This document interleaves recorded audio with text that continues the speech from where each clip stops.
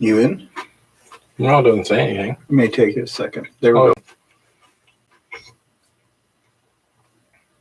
Got an ad right off the bat. Oh.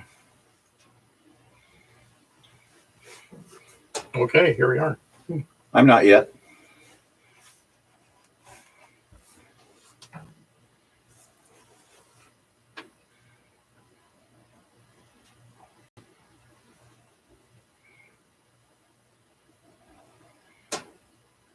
I'm still not in yet. Hi, Donna. Hi, Jenny. Hi, Donna. Hi, Jenny. Can you hear us and see us okay? A little bit of a glare on my head. Hi, Virginia. Okay, I'm still not seeing me yet.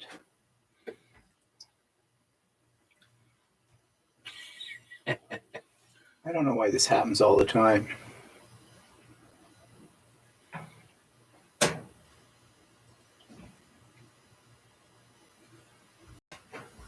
He can't find himself. Yep, they can hear us. Okay, good. Let us know if you think this setup is better than the kitchen.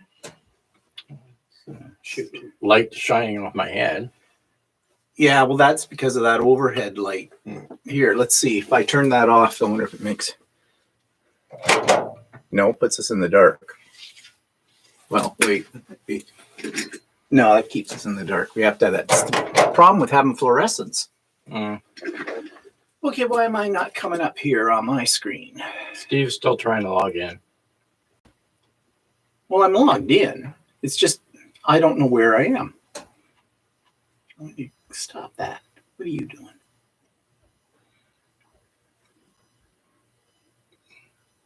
Hope everyone's good. Well, talk to people while I'm doing this. Well, you're so good. I'm always, I use the talker. I'm not the talker.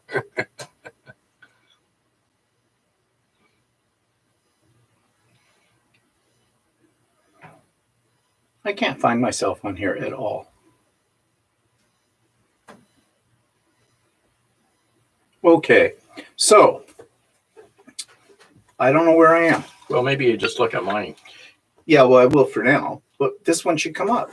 This always happens, and it's because I'm the one who is doing it. So just bear with us for a second, people. There it is right there. Okay. Okay, there you go. I'm in. Yay. Okay. Oops. I'm in. Yay. Okay. I think we've got it now. So everybody can see us okay. Everybody can hear us okay. I can't do anything about the glare on my head. Once I drop this down a little bit. That's a little better. Okay. That's good. Yeah. So welcome to the Sewing Dungeon in here. And let's say hello to people. Donna, hello. And Jeannie, hello. Virginia, hello. And Teresa, hello. And Laura, hello. And Kevin, hello. Kevin. From Edgewater, what's MD? Is that Missouri? Maryland. That's Maryland, isn't it? Not really. How is it that Americans, what are the abbreviations do you use for your states? Is it the first letter and the last letter in the name of the state? Ours don't really have. Yeah, it's Ontario is ON. Oh, it used to be ONT. Yeah, it's the first three letters. Manitoba was MAN. Saskatchewan is SASK. Well, doesn't follow through, but whatever. So anyways, we are here. Yeah, Maryland. That's what I thought. So welcome. At least your video and voice sync is better than my cable right now. Uh-oh. What, her table? Probably her table TV. Oh, okay.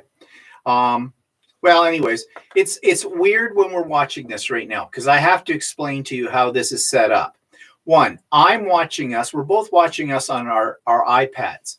Over on this side of the room, I have my computer that is running this. But on this side of the room, there's a bigger screen TV that's hooked into that computer. I don't know that one. Oh, I forgot about her. And then we have an Alexa down here, but her name is Computer. And she answers to that all the time. So if you hear her, that's what's going on.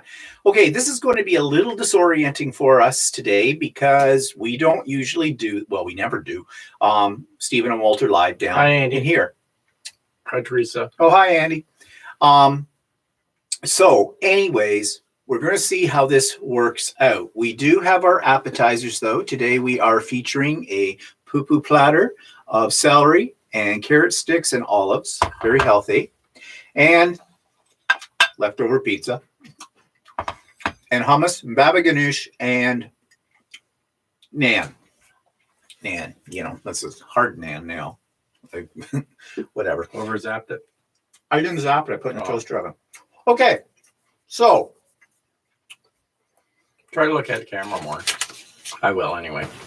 Yeah, well, so I put this thing up on the stand so I could. My attention is like a squirrel because I can see over the corner of my eye that screen. I can see in the corner of my eye. Yeah, so if you see us looking over here, I'm looking at the screen over there. Yeah, that's what I just explained. There was a TV set over there. Anyways, we'll try to make eye contact as we're doing this. This is not easy. I don't know how they do it in a TV studio. Well, they have people do it for them. Okay. They don't have a monitor they're looking at for comments. So. Yeah, true.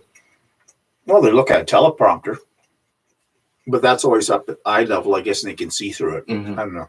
Yeah, that's what we need, a teleprompter. Yeah. I wonder how much one of those costs. So anyways, update on my mother. She now has been fully vaccinated for COVID. She got the second shot this week. And so that's good to know. They did say some residents might have a reaction to it, but they never called me to say my mother did. And I know she didn't have a reaction to the very first shot. And she doesn't usually have reactions to shots anyway. She gets the flu shot every year. She's had a pneumonia shot. And she never seems to have a reaction. So I'm assuming all went well with that. I'll know on Tuesday when I do FaceTime with her again. Did FaceTime with her last week. Well, her face looks a little better, but she really did a face plant because her black eyes are still there. Well, actually, they're more like yellow eyes now because the bruises are starting to fade. And the big bruise she had in her forehead, that's starting to go too. So that's good. I asked her if, I said, Mom, is your face hurting you? Because it's killing me. No, that's a joke, but I'm bummed. And she said, no, she was fine. So I don't know. Weird thing too is her nursing home puts up a Facebook page all the time and shows what's going on over at the nursing home, which I think is a really good idea. They're trying to keep families in touch, since we can't go over and physically visit them. Well, my mother always says when I asked her, so Mom, what'd you do this week? What's new? Nothing. Same old thing here. Nothing happens around here. Well, not according to Facebook. They had Wacky Watermelon Thursday or something this week. They had big slices of watermelon. I guess they had sort of a little cocktail hour. They all had a little drink in their hand of whatever that was. And they had slices of watermelon. And but I never see pictures of my mother. They try to take as many pictures of the residents doing things all the time and post them. It's very rare that my mother's picture is there. Not by any fault of the home. She probably says she doesn't want her picture taken. Or she's having her nap when they're coming around. That I don't know. But then I say to her, so Mom, you said nothing was happening. Well, there was Wacky Watermelon Thursday. And, I suppose. I don't know. I'm sure that they've got a big sign on her door that just says, beware the bitch. Because you can't. Well, I have a feeling there's a lot of people like that in there. I suppose. I don't know. But, she's well, there. like when my mom was in a nursing home, every time I had the review, it was like, well, your mother, we tried to get your mother interested in doing activities, but she never really wants to partake. So, yeah, well, that's my mother too. So, oh, well, I mean, I feel that if you're stuck there anyways, like she's not going anywhere. She's not getting out. No. So you might as well make the best of it. And they certainly try. Mm-hmm. They certainly try.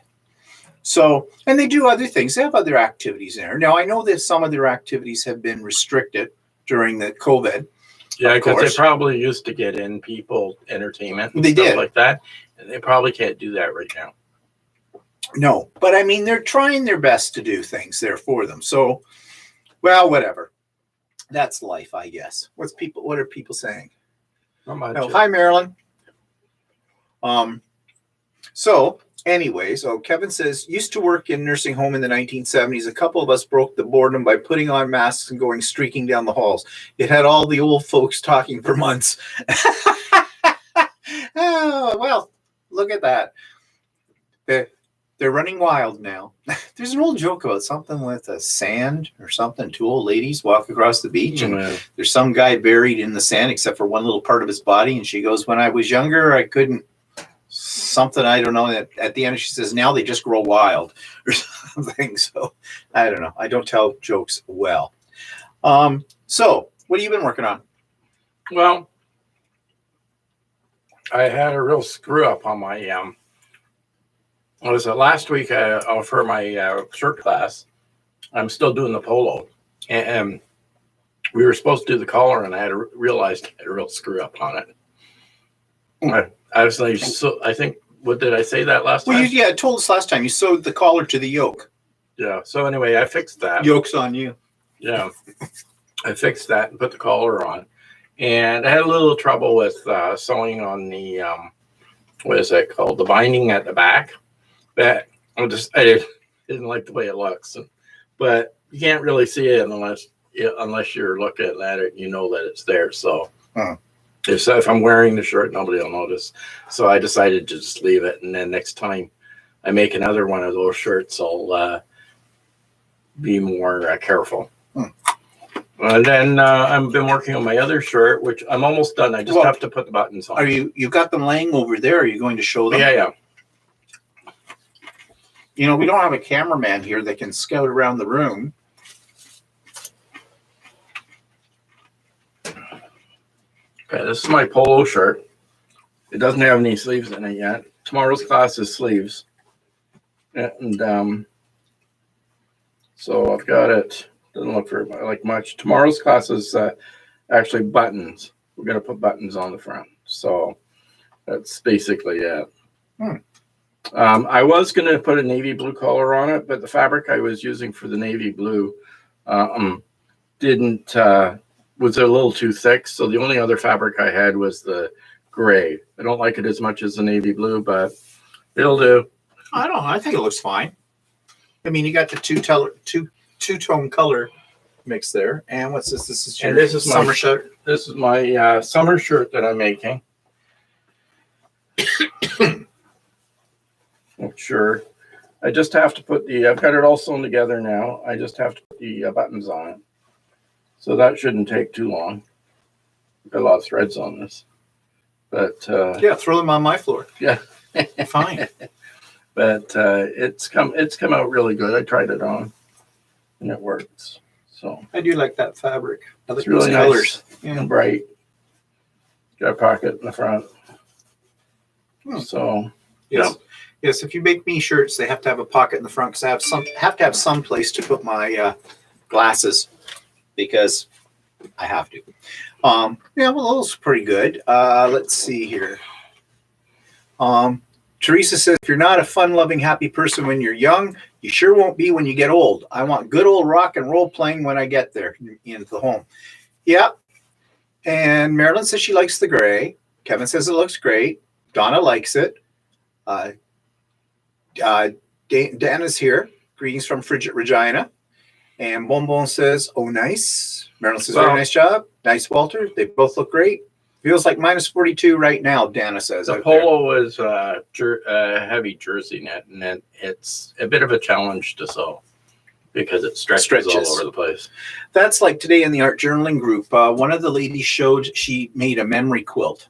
Actually, she had someone make it for her from her kids when they were, like, her kids have been adults for many, many years now. But and I'm not sure when she had this made, but she was talking about, you know, that she couldn't do it. She had somebody make it. It cost her a couple $100, and it was done on denim, and it was T-shirts and things like that. And I said, well, that's a big challenge because that's not easy to make those quilts. Memory quilts are very, very popular. I wouldn't attempt one. It's too much. Like, you got stretchy material and you've got cotton. I think what they do with the stretchy material is they stabilize it. They put a stabilizer on the back. They do. Yeah, because I mean, when we're doing the polo and stuff like that around the neck and that, because it stretches, we put a stabilizer tape in to keep it from stretching. but I wouldn't attempt it. Kevin says he's still learning to sew bean bags. So do you mean like little bean bags or beanbag chairs, or whatever? So what else you been working on? Anything? No, that's it. I think. Oh. Well, I've been working on a lot of things. By the way, you've seen this quilt before. It's actually sideways. I put it sideways because it's a fairly large quilt. But I want to cover up what's behind the quilt, which is Walter's workshop, and it's not really a nice looking backdrop. And I'm not sure how to use a virtual backdrop in YouTube. I don't know if you can through theirs. You may have to have a third-party thing hooked into it. So something for the future. But anyways, I can feature a different quilt each week, hanging up there behind me. Kevin says his beanbags are cornhole toss games. Okay, that sounds disgusting. Hey, you want to play with my cornhole? I got a beanbag. Okay, never mind. Let's not go there. Yeah, so what have I been working on? Actually, I finally got my creative interest back. The last few weeks, I really haven't been that productive. I just haven't really felt like doing quilting or anything like that. And it's come back for some reason, which I'm glad. So I'm finishing up the backing on my Australian quilt. I can give you a little preview of what I was working on earlier today. Today was a very busy day.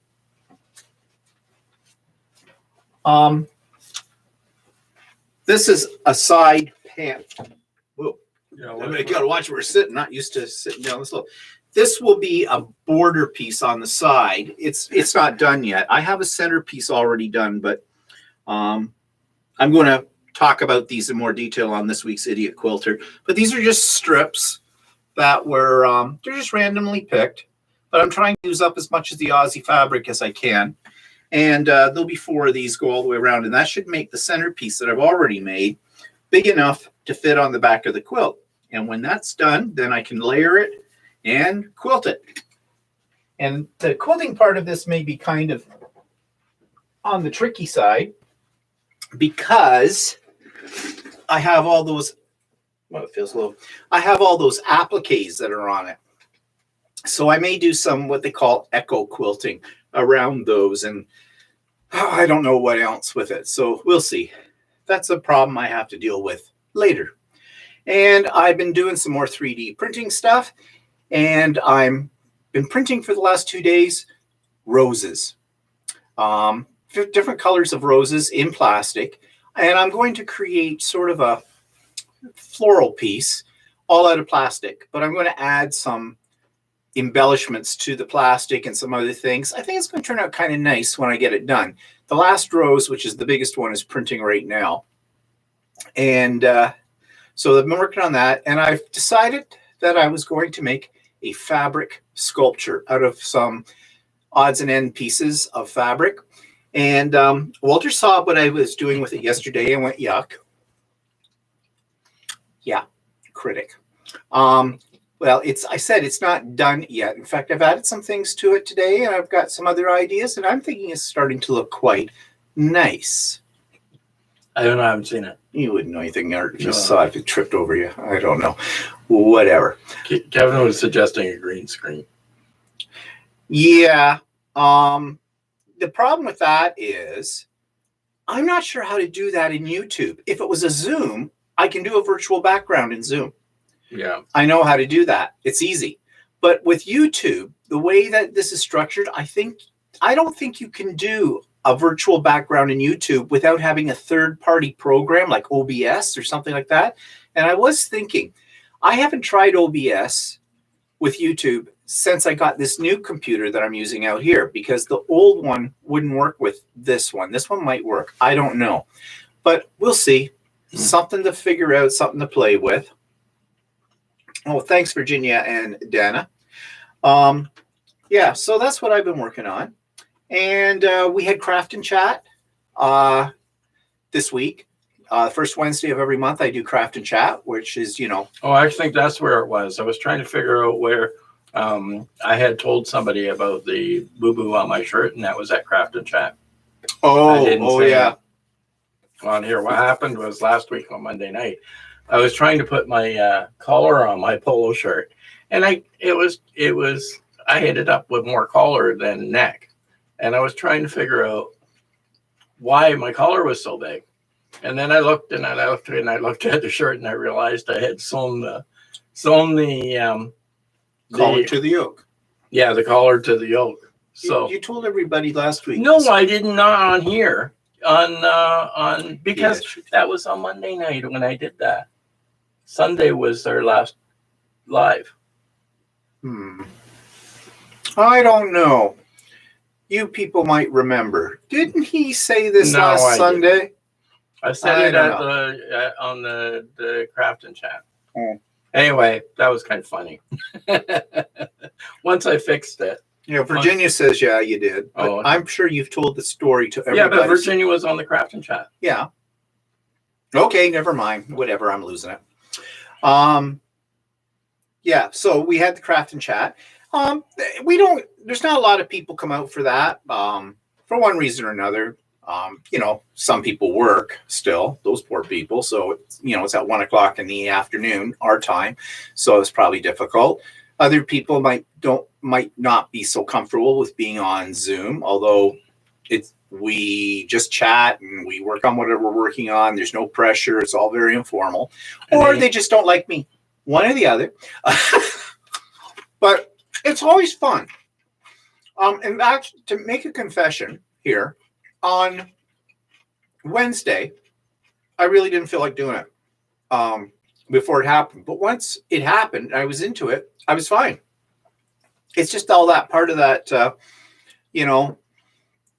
it might be the time of the year. I don't know. What do they call it? Sad or something. Also, I think it's like COVID lockdown. I'm so sick of COVID lockdown. But what can we do? What's the alternative? Die? Okay. So today was a really busy day because besides doing Stephen and Walter live at 10:00 this morning, I had a Zoom sew day with the Canadian male quilters. And we have those about once a month, and I've talked about them before. It's all a bunch of guys that quilt. So I was on that from about 10 until a little after 12, until Walter got up and decided he would make us lunch. And then I went up late. Yeah, well, you're always up late. And then I had an art journaling group meeting. We have that once a month on the first Sunday at 1:00. And then this. So it's been a real day and in different locations too, where we're doing this in different equipment for it all. So, well, not really different equipment, but just different setups.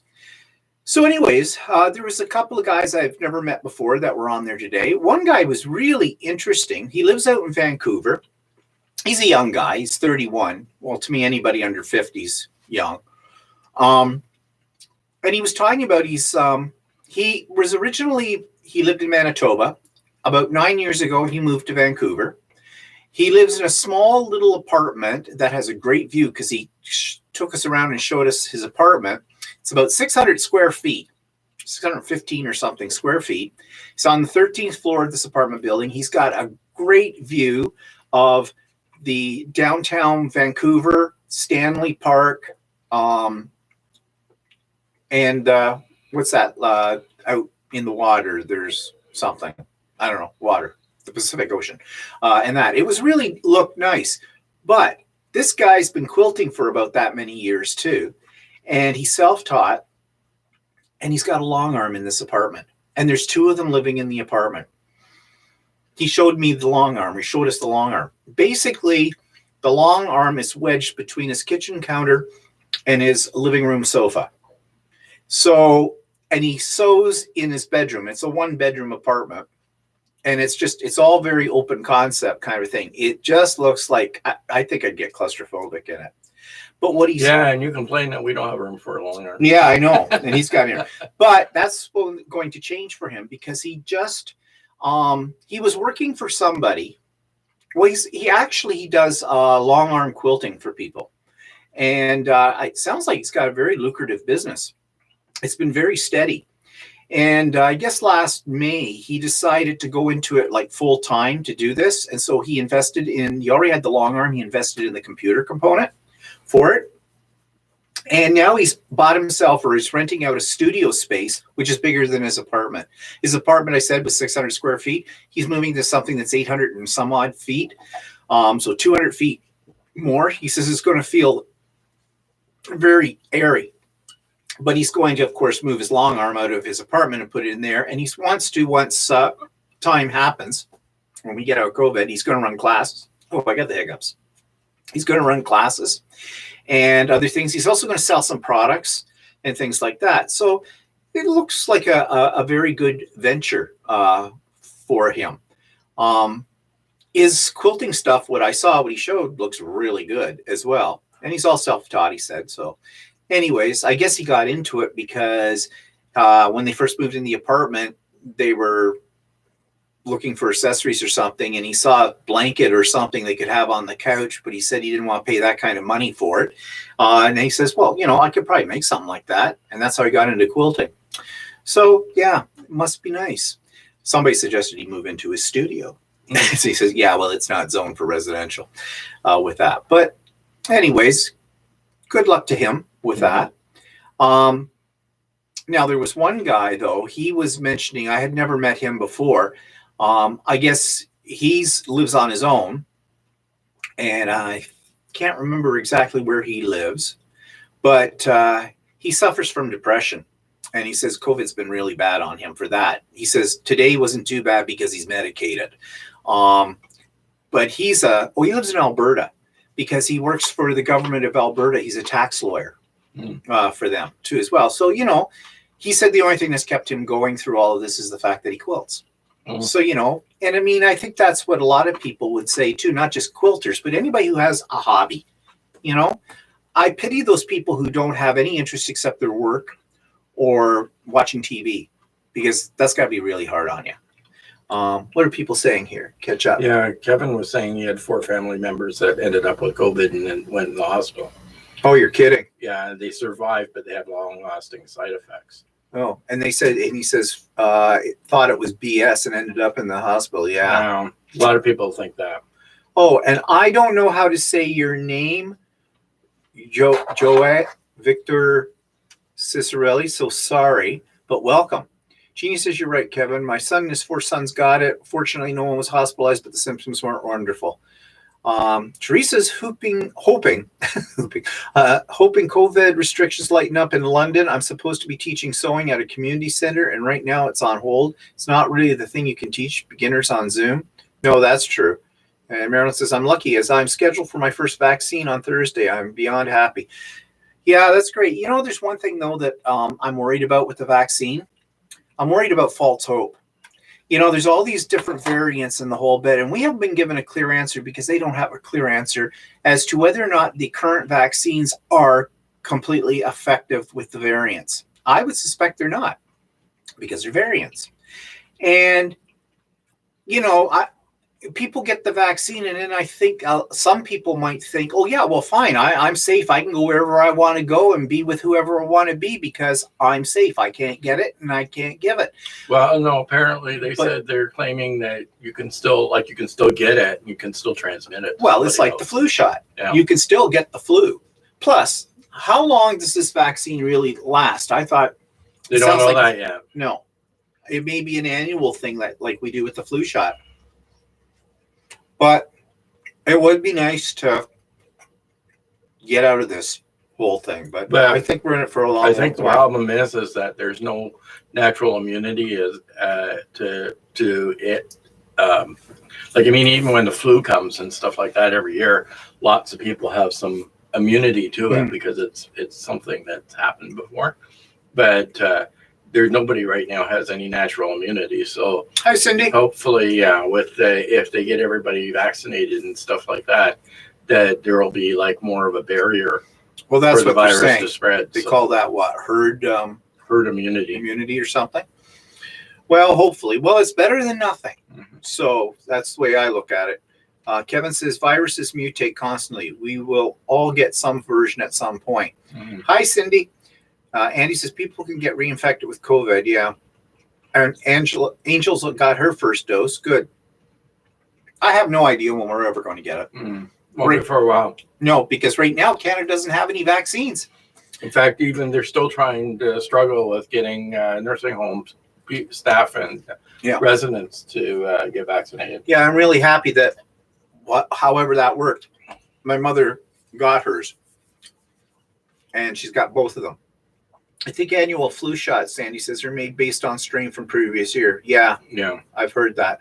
Well, not only that, apparently the way they are making these vaccines for COVID is different technology than what they do for something to do with RNA or something like that they have. So I don't know. Like, we're not being given any straight talk. The problem is they haven't had a lot of tests on it. No, I know that. They've sort of like pushed this thing through, so they're still studying it themselves. So, well, I guess we just have to wait it out.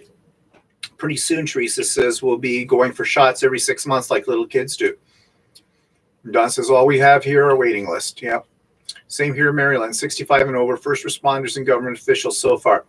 They haven't even got to 65 and over with us. They're just at hospital staff, frontline staff, and nursing homes and nursing home staff. And they haven't finished with them yet. So they haven't even gotten to everyday people in Canada. No, so not in our area anyway. Well, I don't know, but I don't have a lot of faith in our government at the federal or at the provincial level, because I think they have botched a lot of this. Big problem in Canada right now is that none of the vaccines are manufactured here. So and a lot of the foreign imports are canceling us out. Yeah, we're at the whim of forces way beyond our country. So, but anyways, that's life, I guess, right now. So, speaking about like the art journal group, well, I had this art journal group meeting today. I'm going to post it. It'll be up tomorrow. And I always post it each month. But this month was really interesting because generally we just share whatever we've been working on. And we did that this time too. But one person asked last month for ideas about putting together a heritage scrapbook because she had never done that before. Well, you should have seen the ideas. There were a lot of really good ideas. So, and I think if you're into paper crafting, or if you're into scrapbooking or card making, you will really glean a lot of valuable information by watching this when it's posted. But something that's really interesting, and I want to try to make one of these, near the end of today's session, one of the ladies showed us a picture of something she had seen on Pinterest where they had taken an old book, folded the pages in such a way that the book looked like a Rolodex, you know, the old index system, you know, the round thing, and they had things stuck in it. And we were talking about all kinds of different ideas of what you could do with that. Like you could have ATCs in it, you could have pictures in it, you could do all kinds of things. It looked really sharp, and I want to make one. Only problem was I don't have a book that I can use for that, unless we got something up in yours that's an old, because we got rid of all those books. And right now I can't go to Value Village and pick up a used book. So, well, it's down the road kind of a deal, but I thought it was really cool. So if you just want to check that out, go near to the end of the video when it gets posted tomorrow and check it out, because it's really interesting. You did not record that session, correct? Yes, I did record that session. We just had it this afternoon, just before we went on air here. We just finished with that. So I have to process the video yet, and that takes a little time, and then it has to be uploaded to YouTube, and that takes some time. So I probably won't get that all done until sometime tomorrow. So that's when it'll be up.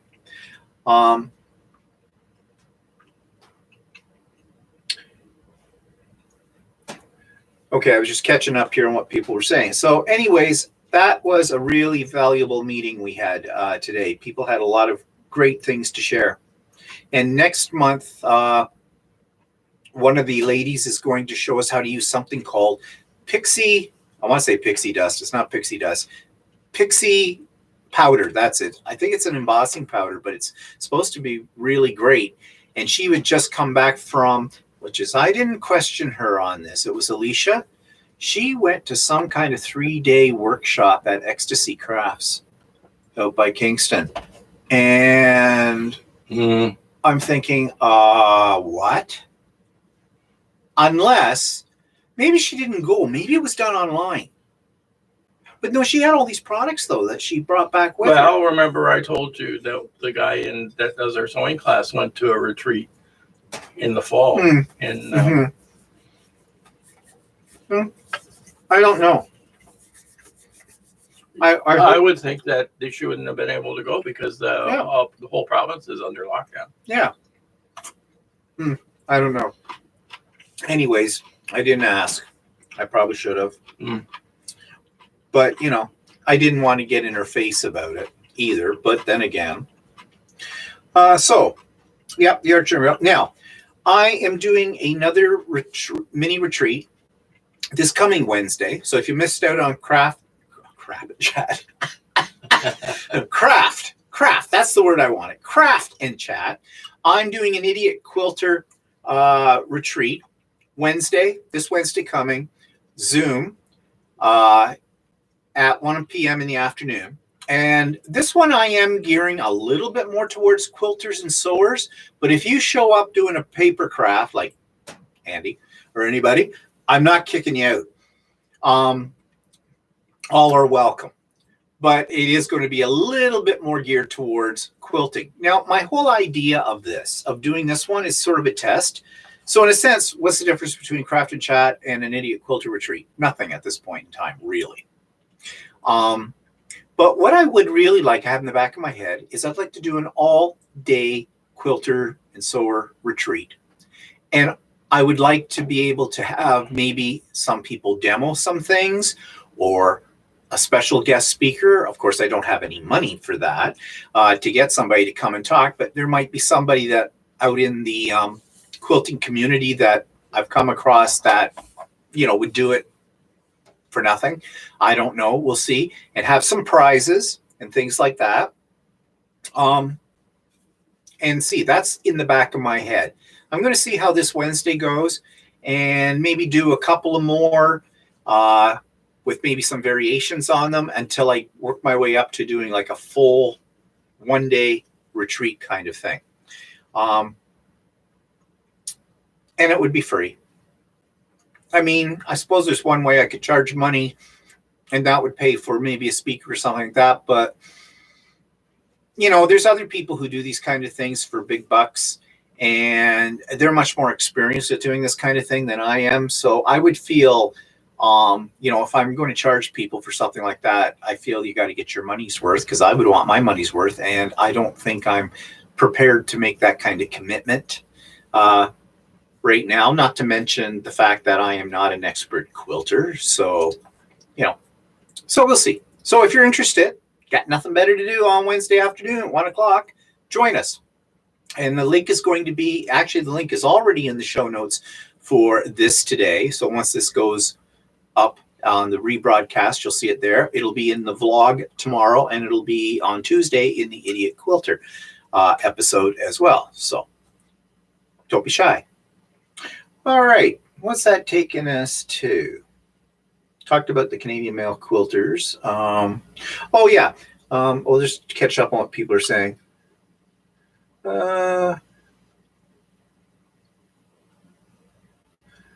Angel says, might have to see about looking at that Zoom. I decided to pick my Dear Jane quilt back up for a while. I started Dear Jane quilt a few months ago. I haven't got very far with it, and the pieces are just so tiny. I got a little discouraged with it. So see there, it sits over there in that box there. It says Dear Jane on it. I don't know if that'll be anything that'll ever get done. But good luck to you with doing it. Dana says, perhaps Kim could drop in. Yeah, Dana, I was thinking of that. And I was also thinking, you know, there's Caroline who, you know, could talk about ruler work. The problem with Carolyn is she's a nice person. She knows a lot about ruler work, but I don't know about you, Dana. Dana and I are in the same group. that we belong to, a membership group. And Carolyn really knows a lot about doing that kind of thing, but she goes on for days. I mean, and she says the same stuff over 50,000 times. So, yeah, I don't know.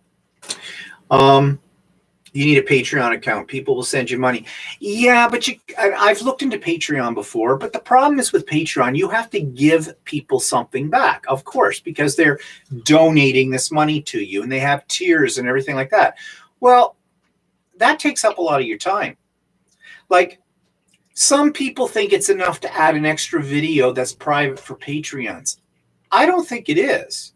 I don't think that's right. If you're getting money, I don't think that's the easy man's way out. Some send them a thank you card that they've made. Well, I'm sorry, but that seems a little chintzy to me. So that's why I don't do it, because I would be so concerned about giving people, the value for their money. And I'd be spending all my time making these things or whatever that I had to give that I don't think I'd enjoy it. So, no. I've thought of turning on Super Chat. Yeah, the problem is we don't have that many viewers. So. No, and also, I don't understand people giving money on Super Chats just so that they rise to the surface, in a comment. I mean, we like each of our viewers to be equally important.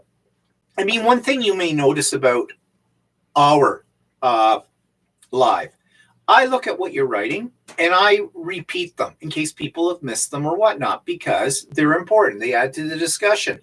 I mean, if we get to the point where we have like 3,000 people viewing us at one time, yeah, well, that's never going to happen. That might be different, but we never have a huge amount of people on here. So there are people that come every week, pretty much, and it's nice to be able to talk to each and every one of them. Yeah, Dana says days and days and days. Yeah, I know what you mean.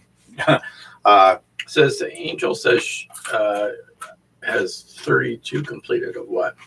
The squares for the Dear Jane. There's quite a few squares. I forget how many there are, but there's a lot. Like a lot. Kevin says share your own patterns. Do you have your own pattern? No. And pattern writing is very, very complicated. It's not easy. And if you've done anything with patterns, like, you get a pattern, you read it and you go, what the heck do they mean for that? Like, there are good patterns, there are bad patterns and everything in between. But to write a really decent pattern, well, first of all, I think you have to assume that the person you're writing the pattern for knows absolutely nothing. Okay, that's how I wrote lesson plans when I was a school teacher too. I wrote lesson plans as if somebody else had to, in an emergency, walk into my classroom, take my lesson plan binder, could go to the lesson for that period and follow it through, no questions asked. That's how I wrote lesson plans. They were very, very detailed, very step by step. And I would write a pattern the same way. Well, to do that takes hours and hours, and it's so easy to screw up. Yeah, well, apparently, like a lot of those patterns that I get for the shirt classes, that Brendan does our classes. He actually clears up a lot of the problems that are in the pattern. There's lots of problems in the patterns that they have for the shirt classes. For instance, the shirt pattern I'm using right now for the button-up shirt tells you how to construct the pocket, but they don't tell you where to put it on the front of your shirt. Oh, well, you see, this is the thing. And when you write a pattern, you have to make your quilt. Like, you may have already made the quilt, then you write the pattern, but you've got to make the quilt again and follow your pattern, because that's where you'll find out your mistakes. Well, see what they do with these clothing patterns is they get a bunch of people that are testers to sew them up, and then they criticize the pattern when they do it. But I mean, if those people are what do you call it, experienced sewers, they may miss something like where to put the pocket on. Yeah. So, although that's not a bad idea, for me, I think it would give me a bigger headache. Going like they're just really buying you a coffee. Yeah. But it's to me, it's like begging for money. So yeah. Like in Curiosity Inc., he at least once every week does a live. And every time he says, thank you, whoever, that means someone gave him money. Well, I've gone through that and added up how much money he's made on one episode when he does it live. He doesn't make this all the time, but most of the time he averages anywhere from $50, $75 to $500 in a 45 to 60 minute video. And what are people giving him money for? He also gets money from it being advertised. And he has all kinds of subscribers. And if you look at his views, in one day, he will have, several thousand views in a 24-hour period. Give it a week, he could have 10,000, 20,000 views or more, depending on what he's showing. And that racks up on the advertising dollars too. So, more power to him. He's getting that and the whole bit. But really, I guess I'm cheap. I don't see giving people a tip for doing a YouTube video. I'm stingy. I am. What Canadians and canoes have in common, right? Neither tip. So no canoe tips. Oh, is that how that works? Yeah. Okay, another joke that I blew. That's not unusual. What's the difference between a canoe and a Canadian? A canoe tips. Oh, okay. Okay. But so just backing up here. So Kevin said they are really just buying you a coffee. Always donate when young kids are doing exceptional stuff to get a start in life. Well, you're a generous person, Kevin.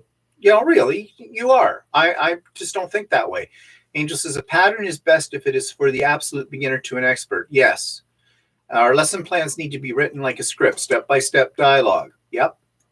I felt the pattern glorious and free could have included more. The quilt behind you. Yes. That is an example of a pattern that it wasn't horribly written, but there was definitely problems with it. It was confusing. Of course, it was even more confusing when I made it because I changed her color scheme. I didn't have the fabrics that she wanted to put into it, and I couldn't get those fabrics at the time. So that made it even more complicated.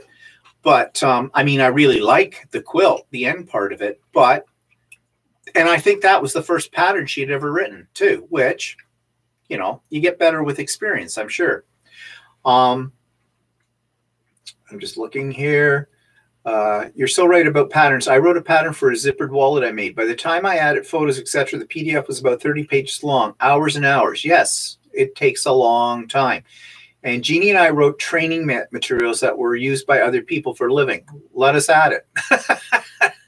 Yeah, well, you've got experience. Well, apparently, also, there's other patterns. Like I've done bag patterns, like, to make bags and stuff. And some of those patterns are horribly written. Yeah. And they sell them. Yeah. You see, that would be my problem. If I'm going to sell something, I want to make sure that a person gets the value that they should be getting for the money they're spending. In fact, I would give them more. That's just my nature to do that. So that's why I don't do it.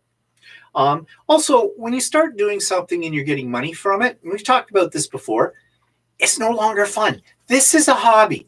This, what we do, is a hobby.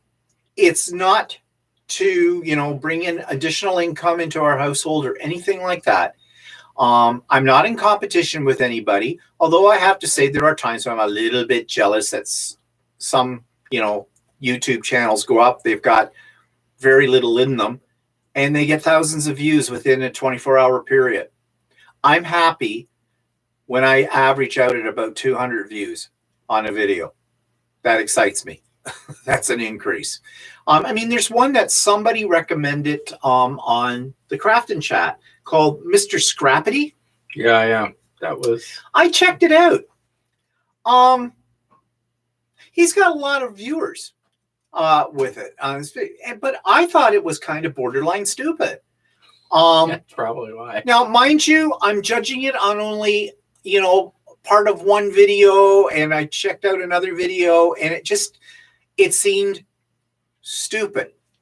But the guy's making money on advertising. So I guess people enjoy watching stupid things. I don't know.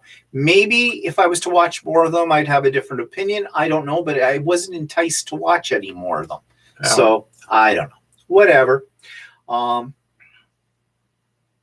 You're right. The pattern that then have an inexperienced person try to use it, then make corrections. Yeah. Angels, quilting is an expensive hobby. Yes, it is. I collect fountain pens too. That's also an expensive hobby. Yes, it would be. Because fountain pens are not cheap. Yeah. Quilting or sewing anyway is an expensive hobby. First of all, you need equipment. Well, yeah. And some of the equipment can be pretty expensive. And then the actual materials and rulers and all the stuff that you need to put stuff together actually adds up. Like one of the ladies that was doing in my class that does the garment sewing stuff commented that, wow, she said, it costs so much money. I think I've said this before on here. So much money to make these clothes. It would be cheaper for us to go buy them. No. And, yeah. Well, yeah, it would be. Yes. If you buy like, cheap stuff, the cheap garments that Walmart sells or something like that.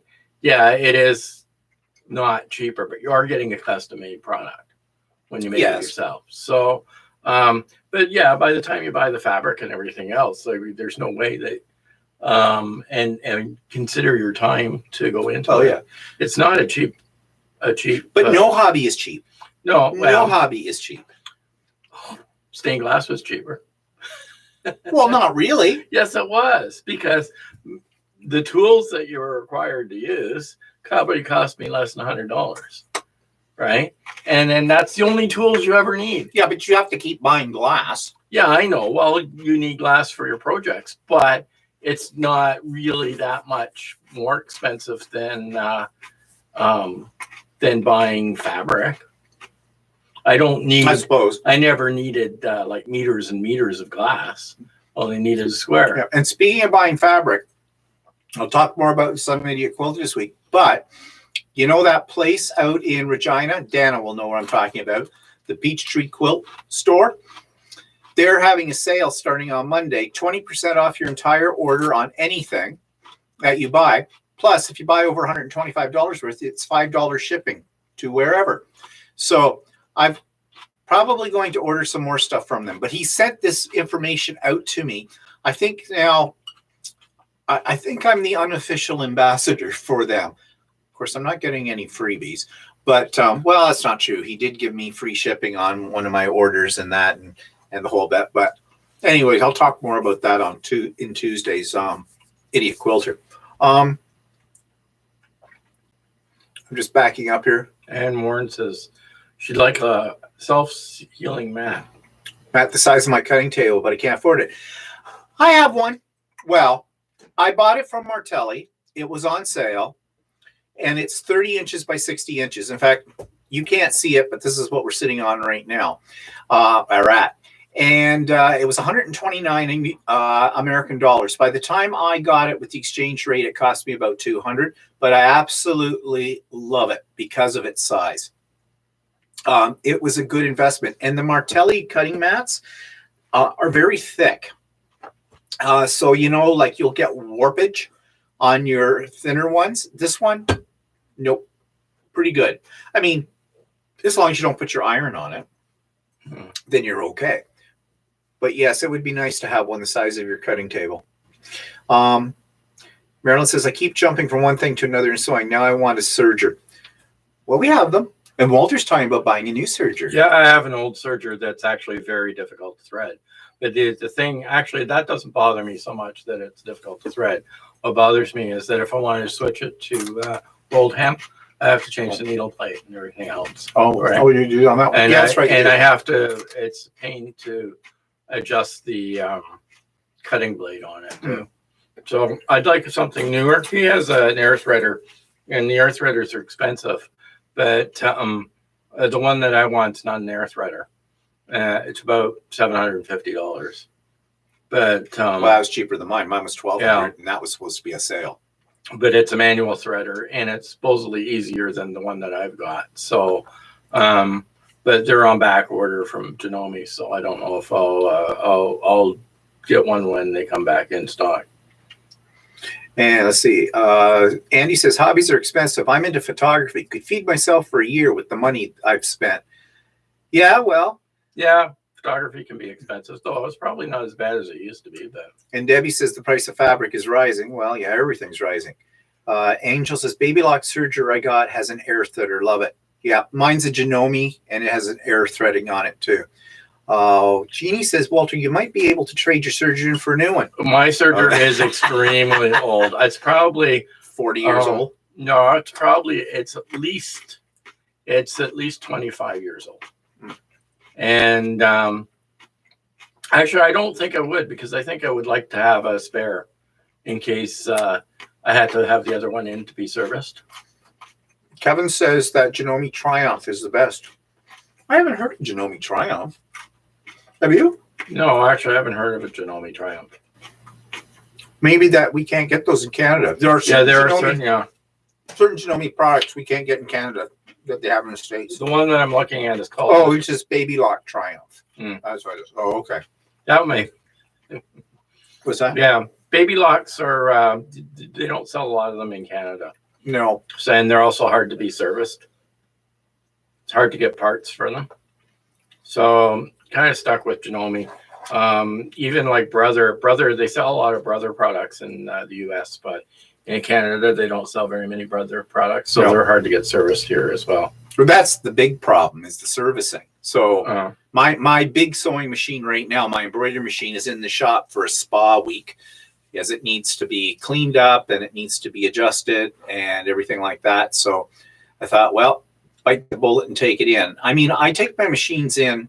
Well, that machine I take in every year. It's worth the investment to have it, professionally clean, because there's parts of the machine you can't get at unless you're somebody who is willing to take parts off and, you're not afraid of making sure you can get them all back together right and that kind of thing. I mean, I clean out the parts that I can clean out and keep it oiled and the whole bit. But I think my timing needs a bit of a tune-up, needs to be adjusted. I think my feed dogs need a bit of adjustment. My automatic threader doesn't automatically thread anymore, which is not uncommon with any machines that have automatic threaders. I actually tried to adjust that myself, but I couldn't. Kevin's asking you about your 15,000. Yeah, that's my 15,000. Did you only make good on your 15,000? Well, yes and no. My dealer did. It wasn't Janome. My dealer actually traded my machine for the machine 15,000, which was a version 3. Mine was a version 2 with a version 3 upgrade to it that she had in the store. And it hadn't been used very much. She only used it for demos and things like that. And it's worked fine since I got it. But I have had a couple little problems with it lately. And I'm thinking, this needs to go in for a tune-up. Because I'm a power user. I use I use it every day. I use them every day. And, if you want, I've said this before, if a manufacturer wants to hire me to test electronic products, give it to me. I'll show you where it'll break down, because I am a power user, not abusive, but I'm a power user. So, but it's been fine. But I've heard other people have had the same problem with theirs or whatnot. I think I have scared some people from buying a Janome 15,000. Janome is a company that will not talk to you. As a consumer, they have one line and one line only that they use all the time. See your dealer. They put everything on the dealer's back. I'm lucky, as I've said before. Shirley at Ultimate Sewing here in Oshawa, where we live, is an excellent dealer. She will really look after you. And it was Shirley who looked after me. It was not Janome. The machine went to Janome headquarters for them to fix it. They sent it back within 20 minutes. It was doing all the same things all over again. So I don't know what they thought was a fix, but they obviously did not test it. And so basically after that time, and it had been in and out of the store for her technician to look at it, and she's been trained as a technician too on the sewing machines. So she knows what she's talking about and what she's doing. And, they never once turned around and said to me, which I've heard from other people who have had problems with their, user error. Blame it on you immediately. She would sit down with me and go, okay, show me what you're doing. And I would. And then it happened to her too at the point. So she knew for sure it was not something that I was doing. She was not a happy camper many days with your machine. No, she was not. But she was very good. She looked after me. And it was her efforts. It was not Janome's efforts. And Janome will not acknowledge that there's a problem. And that problem, I think, was with the version 2 of that machine. The version 3 is what I have now. And it seems like maybe they worked out the bugs at that. Cross my fingers. Anyways, it's a lot of money to spend on a machine and have it like blow up on you. Hi, Janice. At that premium price point, they have to stand behind those machines. You would think so, but they don't. They don't. And you want to know something? The warranty on those machines, on all machines, is not very long. And although the dealer, there is a longer warranty on certain parts of it, because Shirley told me about with the machine that, because I said to her, so what's this going to set me back? And she says, nothing. That is still under warranty, that part. And I said, doesn't say that in the booklet. She says, no, they don't tell you. And so why? Why does Janome not tell people what they warrant and what they don't warrant? Why do they keep that a mystery? That suggests something to me as well. But I don't think Janome's the only one that does this. Walter and I have talked about this before. We have a feeling that probably all sewing machine companies are pretty much the same when it comes to this. So it all comes down to your dealer. And we've got a good one. Yep. Anne's experienced this too. Janome are no help. They won't even talk to you. They won't even acknowledge your presence. You go on their main webpage, try and find contact information for them. Well, that's the same. If I looked for Bernina, Bernina doesn't have any contact information either. Like, I don't get it. I really don't get it. But anyways, things are working fine now. Donna says she has 3 Janome machines sewing embroidery. I bought commercial 15 needle for less money than the 15,000. Runs 8 hours a day and 5 years only. Have had to have yearly service. Man, clean it. Well, that's really good. Maybe that's the secret. Maybe. See, a 15 needle is more of an industrial machine. I think Janome was trying to come to that border between a domestic and I think what the problem is that your 15,000 does too many things. Mm-hmm. Right? It converts from sewing to embroidery and stuff like that. If you buy like the 15 needle, it's a dedicated embroidery machine. The one I have upstairs, I have just a dedicated. I have one that looks like a sewing machine, but is just dedicated embroidery machine. Well, it's the Janome 550E. Right. And then I have a separate sewing machine. So, like, I mean, if the sewing machine breaks, right, then I know all they have to do is fix it so that it sews again. Whereas when the 15,000 breaks, not only do you have to fix it that it sews again, you also have to make sure that it still embroiders okay. Yeah. So, anyways, but Kevin says, you guys are killing me with those beautiful beers with the fresh head.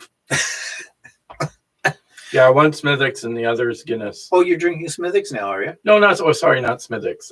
Kilkenny. It's Kilkenny. I thought that was Kilkenny, but I don't know. Yeah, but yeah. So, anyways, yeah, sewing machines are sewing machines, and what can you do? But you got to spend the money on the maintenance. Okay, you put a lot of money into a machine. You've got to put the money into keeping them, tuned up. Yeah, like we have pretty much exclusively Janome machines here, but I have a cover stitch machine, a serger, and a sewing machine and an embroidery machine, separate embroidery machine. You have I have the 15,000. I have the Skyline S7 that's sitting right here now that I'm using off camera. I have an MC 100, which is a smaller Janome that I got for taking the classes. Now I'm going to use Skyline S7. A little heavier, but does more. I have an Air Threader 2000 serger machine. You have a 6700P, which used to be mine. I gave it to him when I went to the 15,000, and he started to get into sewing. And as he said, he's got the 15 or 550E threader. He's got a cover embroidery. Yeah, you've got a serger, which is an old, ancient Janome. It's very difficult. And you have a cover stitch. Yeah. Do we have enough machines? And actually, we have a few relics too in our crawl space that, like, your mother's sewing machine. Yeah, my mother's old sewing machine in the crawl space. I have an ancient sewing machine that has that weighs a ton and is it's a crank. Goes the crank, yeah. Where'd that one come from? That's my mother's old one. Oh, but anyways, so moving off the sewing machine, something interesting this week with my guild. You know that I'm having little problems with my guild because I'm the only man in the guild and they're extremely sexist. Well, to prove my point about how sexist they are, the newsletter that we have for our guild came out this past week. And actually, the lady who does the newsletter is very, very good. It's very professional looking. She has a lot of graphics. It's laid out in a very professional manner. She knows what she's doing. Well, she included a little cartoon. Now, she does this every now and then, you know, as a little space filler and whatnot. And the cartoon that was included is one of those ones, you know, that crazy old lady that's on the Hallmark cards that always has something hilariously... I think it's Carlton cards. Is it Carlton cards? Yeah. Well, whatever. I'm sure you've seen them. I don't know. I want to call her Gladys, but I don't know what her name is if she has one. Anyways, there was a cartoon with that character in it. And she says in the cartoon, men and quilts are the same. They both keep you warm. No, wait. The difference... No, how did that run now? It's something about men and quilts. They both keep you warm at night. Right? The only difference is that that quilts don't ask you stupid questions. Yeah, no, don't say stupid things or something like that. Anyways, it implied, not implied. It said right out that men are stupid. Okay, I took offense to it. It's sexist. If the roles had been reversed and instead of it saying men in quilts, it said women in quilts, and then it implied that women were stupid. And it was put into a newsletter or published by a man, do you think women would take that sitting down? I don't think so. So why should I? So I immediately sent off a note to the executive of our guild. And I said, here's what's in there. I know it wasn't done on purpose, but nevertheless, if we're a guild that's trying to be inclusive, then essentially you're being sexist. You're calling men stupid in all of this. Well, and I said, my suggestion is that in the next newsletter, you put in a retraction saying, we apologize for putting in that cartoon. Something like that. Well, the poor publisher of it, I mean, I felt bad for her, but it needed to be said. And she said, she says, I'm so sorry about that. She says, I will put in a retraction in the next newsletter. Now, I'm waiting to see whether or not they bring it up at our next executive meeting. I'm going to. And because I think it's important, because this group is very not male friendly at all. And I'm the secretary. So, and they treat me like I'm their husband. They have a honey-do list. I don't do honey-do lists. I'm not married to any of them. So, yeah, I'm calling them out. I'm not just going to lay back and let it go by. A woman wouldn't let something like that go by. Why should I? So anyways, I just thought I'd bring that up because it really pissed me off.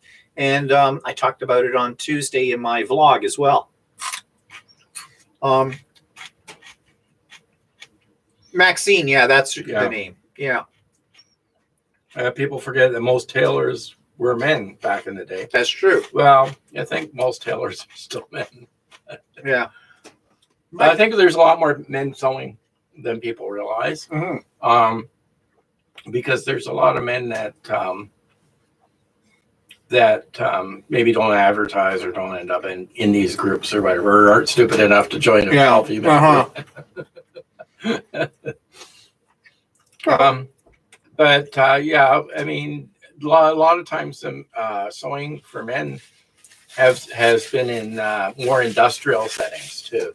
Like there's lots of guys that make like covers for boats and stuff like that.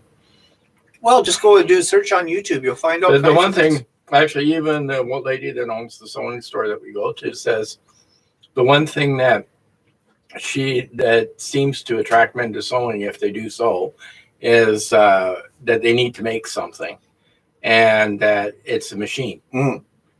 Right? That's why I'm in it. Men are more used to machines. I'm in it for the gadgets. I love gadgets. I love machines. And, you know, that's why I especially like about embroidery. It's a machine. and it has a computer. Well, Debbie says her husband joined the quilt guild and made a couple of quilts. Oh, well, I hope that he doesn't run into what I've run in with this guild. And, you know, I've put up with it for a while, and I'm not putting up with it anymore. You know, I think it's good that, like a lot of people look at guys that are doing this sort of thing as a gay thing, and yeah, gay people tend to do more. Yeah, but that's more because we're used to having to do everything, right? Because we're very creative. Yeah, I'm very creative. And the other thing is, but I think that's beginning to change, because I think more and more men are getting involved in something because it is something to do. Well, I heard the other day something, I don't know where I heard it on there, but because of COVID, more men have been getting into quilting and knitting. Yeah, actually, I joined a group on Facebook that's run by a guy in New York City. And I haven't really looked at it that much, but he had an interview, and he said since COVID started, he had found a lot more men joining the group that have started making their own clothes and started sewing because of basically something to do while they're at home all the time. Yeah, that's what I heard on that too. But, you know, the other thing too is there is a different atmosphere. Like today, I was on the Canadian Male Quilters, our Zoom, and we're quilting. There is a different atmosphere than when I quilt, like on a sew day from my guild with all women.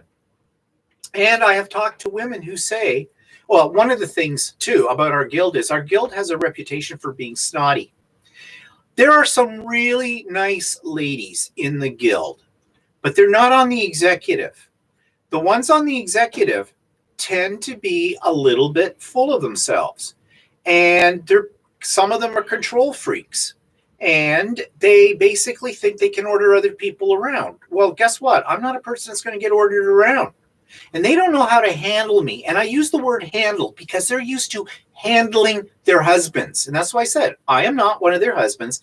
I don't have to bend over backwards to keep them happy. I do my job to the best of my ability, and I will say, if I do so myself, and I do a damn good job. When I took over as secretary, I did not volunteer. I was volunteered. They came to me. They couldn't get anybody else. The old one had done her time, and they asked me if I'd do it. And at the time, they hit me in a weak moment because I was relatively new to the guild and I wanted to get more involved with it. So I thought, okay, I've done secretary kind of thing for other organizations. I'm sure I can handle this. And the funny thing was, the day that I went to the first executive meeting, when we were having the changeover of certain executive positions, one of those being the secretaries, the old secretary gave me 2 binders full of stuff, and she goes, "Oh, God help you." And that's how she said it. She says, "I'm out of here." And I thought, that's a strange thing to say to somebody that's coming in to take over from you. What does that mean? And I found out. Also, after I joined the guild and I was at my local quilt store and I was in some sewing classes, conversation came around to, guilds and that. And I said, yeah, I just joined this particular guild. And someone said, "Oh, how do you enjoy that?" And the way they said it was, okay, there's more to this than what they're saying. But so I probed. I go, well, fine. Why? Is there a problem? Well, no. And then some of them wouldn't say anymore, but others wouldn't say, well, no, I used to belong to that guild and I quit because I just found them cold and sort of uppity or very cliquey and the whole bit. And at the time they were telling me this, it didn't register with me. Oh, it does now. Yeah, they are. So my term is up at the end of June as secretary. One person reached out to me and said, "Oh, thanks so much. We didn't realize how much you do and all this stuff, blah, blah, blah," trying to sweeten me up. And then turned around and says, "Please consider staying on for at least another year as secretary," because they know there's going to be problems getting someone to fill that position. And I said, hell no. And I said, and here's my reasons. And I said them. I said, I don't like working with people that are control freaks. I don't like being treated like somebody's husband. And I said, and I don't like the sexism in the group. I laid it right out. So they know. I make no bones about it. And whether or not I'm going to stay a member of this guild, even once I leave the executive, I'm not absolutely sure. Right now, I'm thinking, no, there's no place for a man in that guild. They don't want men in there. So be it. But we'll see. We'll see. I don't know. Yeah, Marilyn, I do need to find a new guild. And I have. It's not really a guild, but it's this Canadian Men's Quilters thing. And they do have retreats in the good times and that kind of a thing. And they're nationwide and also international, because there's some American members of the group as well, even though it's called the Canadian Male Quilters. So, yeah, I enjoy it. And there's some groups on Facebook. And if I knew if there was enough male quilters out here in our area, I would seriously consider starting a guild for men. Men only club. Yeah. Every organization, Kevin says, has workers, and the talkers always have strong opinions about how things should be done. Yeah, exactly. This group takes a molehill and makes it into a mountain on every issue. The executive meetings go on for a couple of hours, and they could be over within 30 minutes, but they have to go on and on and on and on. And I think a lot of organizations do that. And there's no clear leadership either. No. Just a lot of talk and a lot of bitching. Well, your current president isn't very... she's completely ineffectual. Yeah, she likes to do sermonettes all the time about staying positive, helping out people, make sure we do this, blah, blah, blah. Yeah, lots of ideas, no action. So, whatever. So, how to get on that rant? Well, anyway. Yeah, anyways. So, moving off of that topic, other things that are pissing us off, well, we've got more travel restrictions in our country now, and now the snowbirds are all upset. Snowbirds are people that live in Canada that usually go down to the Florida or warmer climates during the year, during the winter months, and bug the Americans down there. Yeah. Well, right now, they don't like the fact that when they come back here, they have to quarantine. Well, there's because there were travel restrictions to other countries, travel advisories they've had. They weren't travel restrictions. They were travel advisories not to travel outside the country, right? However, these people felt very strongly that they go to Florida every year, and they decided that they wanted to go to Florida. So about 30% of the people that went back down again. And now we've got some travel restrictions coming back. You have to test negative on COVID, and you have to, and before you get on the plane, you have to test negative. Then after you get off the plane, they're going to test you again. Mm-hmm. And they're going to put you up in a hotel room for 3 days. Or at your expense. At your expense, which could cost you up to $2,000. Because that includes food. While you wait for your results. And so doesn't really say that what happens to you if you test positive. But anyway. No, didn't really say. But anyway, so that's got a lot of people, they're upset at that they're going to, that's what's going to happen. But people have argued the fact that all along the Canadian government has said travel restrictions can change at a moment's notice. Right. Yeah. So nobody feels sorry for them. No. And the thing was, they were talking about this today on the Canadian Male Quilters Zoom. And they're saying, like, one guy said he knew people that go to Arizona every year, and some that go to Florida, and some that go to California. And they've turned around and said, well, I'm not going this year because of COVID.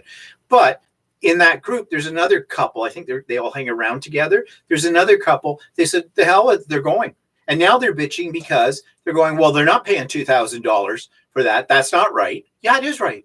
It's absolutely right. Actually, Kevin was talking about the ones that there were people actually going down to Florida because they had heard that you get COVID, you can get a COVID shot. Yeah. Yeah. Right. and they were actually going down to try and get a COVID shot. I mean, that's not right. And yeah, I agree. I don't think it's right for Canadians or anybody from any other country going to Florida and getting their shots. We wouldn't allow Americans, if the roles were reversed, we would not allow Americans to come across our border and get our shots. Yeah. Like, no.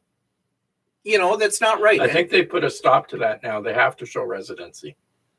Well, that's good. Yeah. I do not feel sorry for these snowbirds at all. I mean, okay, yeah, it's a disappointment. You couldn't go and do what you've been doing for years, all the time going down there. And many of them own property in Florida or wherever, or have a trailer or something like that. Well, okay, but these are special circumstances. And it's not going to be like this forever and ever. So suck it up, Buttercup. It's only 1 year. Of course, depending on their age, maybe it'll be the last year, but I don't know. But it could be their last year too if they go down there and they catch COVID. Yeah, because I mean, we're used to our healthcare being provided, right? And you have to have some pretty good insurance, and then also it doesn't necessarily mean that hospitals down there will be able to take you. No. So I don't know. It's just really stupid. I just turns my crank when I hear people going like that, because, you know, quite frankly, this is what we were talking about today as well on the Canadian Milk Quilters thing. These are entitled people who think it's all about them. And as I've always said, I don't care if you get COVID. I really don't. But don't you give it to me or to people that I know, because that's, you give it to them and they die, that's murder. And nobody has the right to kill. We have laws against murder. No one has the right to take somebody else's life. And that's what you're doing. So give it up. Yeah, well, we've done this before. Yeah, I know. So. We're already not showing Americans across the border shots or no. Besides, the accent would give them away. Yeah, true. But anyways, you know, yeah. So we're coming close to the end of our time. So let's move to something a little lighter, shall we? What are we watching? Okay, the second season of Bonding was on Netflix. We watched the first season. If you don't know what it is humorous, but it's about people who are into B&D, bondage and discipline, you know, dominatrix and all that kind of stuff. And it's funny. It's really funny. Except I found the second season not to be quite as funny. Well, maybe because the shock factor was off. Yeah, apparently, I guess the B&D bondage and discipline community were upset at the way they approached the subject. Oh, yeah? In the first season. Well, it wasn't brutal enough for them? No, I think it was a little bit too, they were making too much fun about it. Oh, well, get over it. Yeah, so anyway, which I don't know. I don't know. No. I don't know how true that is. But never been. It was a little bit comical. So anyway, so we watched second season. It was okay. Apparently, there is a third season, even though they made it sort of. Oh, is there? There's supposedly a third season in the works. So. Oh, okay. Because the ending sort of left it as that it could be an end, or it could have been a new beginning. So. We're watching that WandaVision, which I think is only available on the Disney Channel. It's a very weird show. It's Marvel characters, but last week we finally figured out what's going on. Well, partially what's going on. I don't know if anybody out there has been watching it or not. It depends on what you can get it on. I kind of get it through other sources that we don't have talk Disney about. Channel. So I have my ways. Say no more, say no more. But it's kind of interesting. We watched a really interesting movie called Penguin Bloom on Netflix. It's a bit of it's a good family movie. It's one of those little heartwarming pieces. You know, somebody learns something about themselves. They're feeling sorry for themselves and everything. And then they get attached to an animal, a bird in this case. And that bird shows them the joy of life and everything. And, you know, it's got a little bit of a tear at the end and that kind of thing. But it's not bad. It's an Australian movie. Yeah, that's one thing that attracts us. You know, anything Australian, we're there. And we watched Escape Room. And it's a bit of a horror. People die violent deaths, but in amusing ways.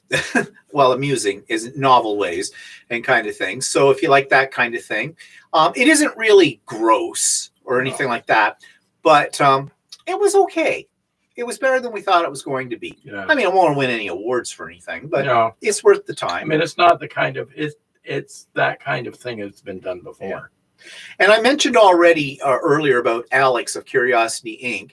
He's a very clever businessman because he just had these huge auctions because he bought a house full of its contents. Hoarder house. Well, yeah, it was a bit of a hoarder house. And he's made some great monies on the auction, which he's going to use to expand his business. If you follow Curiosity Inc., you know what I'm talking about. But one thing I thought was really interesting, and I never thought about this, some of the stuff that he is of no value to him in his business, he donates to charity, like Value Village, those kind of places, Goodwill, whatever. He gets a tax receipt. I never thought of that. If you take enough in, you like over a certain dollar amount, they'll issue you a receipt for your taxes. So he's making money from the auctions. He's making money from the charities in the form of a tax write-off kind of a thing. And he makes money from super chats, and he makes money from having advertisements on his YouTube channel. This guy knows how to turn a buck. And I'm not holding that against him. I mean, this is his livelihood and everything. But I think he's doing very well. Yeah, I think he's doing it. I mean, I don't think he's, gobsmack rich or anything like that. But it's definitely supporting him and his family and his business. And, well, I guess bully for him. Yes, I'm jealous. I'm jealous of his cleverness. But Teresa didn't like Penguin Bloom. Oh, did not? Wasn't her thing.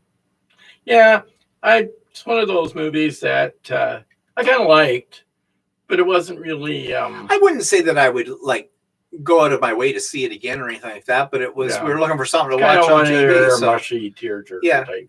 So it was all right. But I agree, it's not something that's going to win any awards or anything like that. No, but it wasn't one that I'd say was a real dog of a movie either. No. Yeah. Because there's some movies that are real dogs that we've seen. Yeah, true. Yeah, there's lots of those out there. So have you cooked anything exciting this week? Let me think.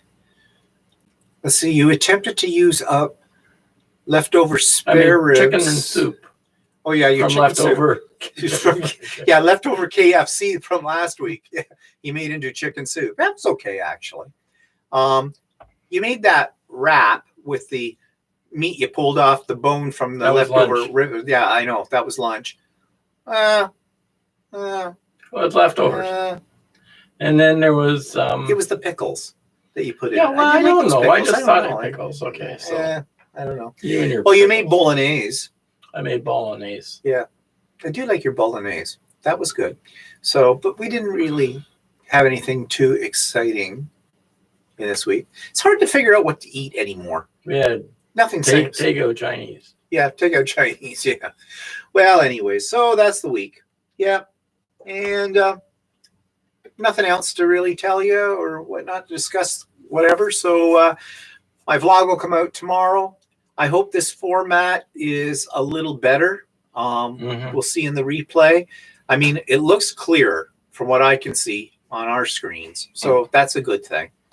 So, and I hope the sound was clear. We can change the backdrop every week. Yeah, that's what I said. We'll put another quilt up next week, or if I can figure out how to do a virtual. But sometimes there's a problem with using a virtual backdrop, though. Sometimes you disappear, depending on what you're wearing and stuff like that.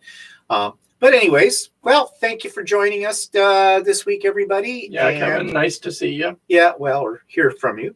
Yeah. Thanks, Kevin. And we'll see everybody for Stephen and Walter Live next week. And do what I always say. Stay happy, stay healthy, stay safe. We'll see you next week. Bye, everybody. Bye.